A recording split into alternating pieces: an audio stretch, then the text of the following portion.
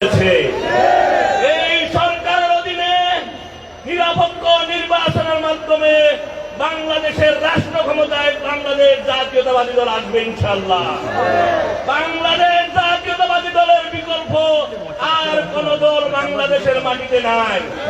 অনেকে মনে করে বাংলাদেশ জাতীয়তাবাদী দলের বিকল্প তারা, মিথ্যা।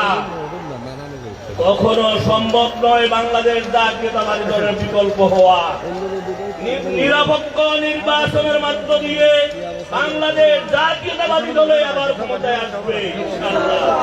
হয়তো আমাদের দীর্ঘ 17 বছর আন্দোলন সংগ্রাম করতে গিয়ে আমাদের অনেক ভুল ত্রুটি ইতিমধ্যে আমাদের নেতা কর্মীরা হয়তো করেছে।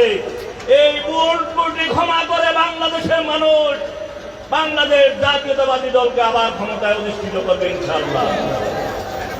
আমরা এই ফটিকছড়ির মাটিতে আজকে বক্তব্য দেওয়ার যে সুযোগ করে দিয়েছেন আমার সহযোদ্ধা প্রিয় ভাই আলমগীর সাহেব, আমাকে এখানে প্রধান অতিথি করে উনি আমাকে কৃতজ্ঞতায় আবদ্ধ করেছেন।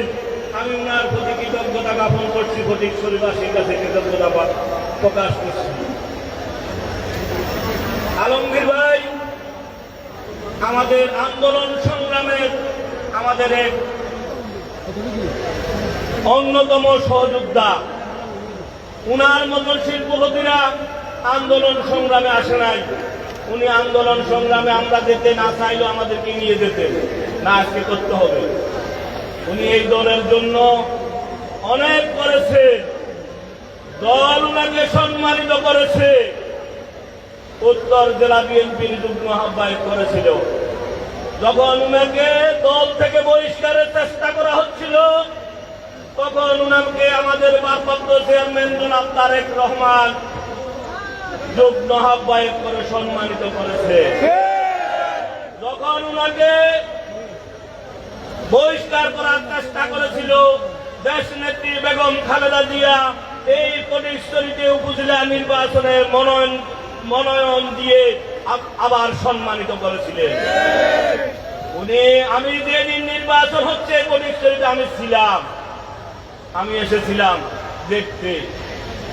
আমি দেখেছি উনার বিজয় ছিনিয়ে নিয়ে গিয়েছে। কেন উনার বিজয় ছিনিয়ে নিয়ে গেছে? ফটিকছড়িবাসী থেকে প্রতিশোধ নিয়েছে। 2008 সালে শহীদ সালাউদ্দিন কাদের চৌধুরীকে কেন বিজয় করেছিল ফটিকছড়ির মানুষ? সেই 2008 সালে সালাউদ্দিন কাদের চৌধুরীকে বিজয় করার কারণে, নৌকাকে পরাজিত করার কারণে 2014 সালে আলমগীর সাহেবকে নির্বাচিত হতে দেয়, প্রতিশোধ নিয়েছে। না হয় ফটিকছড়ি উপজেলায় সেদিন আলমগীর সাহেব নির্বাচিত হয়েছিলেন। যদি ফটিকছড়িবাসী সুযোগ পায়, আমাদের প্রিয় নেতা তারেক রহমান যদি আলমগীর সাহেবকে আরেকবার সুযোগ দেন ফটিকছড়িতে নির্বাচন করার জন্য, ইনশাআল্লাহ ফটিকছড়ির মানুষ আপনাদের কাছে রেখে গিয়েছে। এই আমানত রক্ষা করার দায়িত্ব আপনাদের। আপনারা এই আমানত ইনশাআল্লাহ রক্ষা করবেন আমি বিশ্বাস করি। আজকে উনার ডাকে আপনারা হাজার হাজার মানুষ এখানে উপস্থিত হয়েছে। শহীদ সালাউদ্দিন কাদের চৌধুরী ফটিকছড়িকে নিয়ে যে স্বপ্ন দেখতেন, ফটিকছড়িকে নিয়ে যে উনার রূপ, উনার যে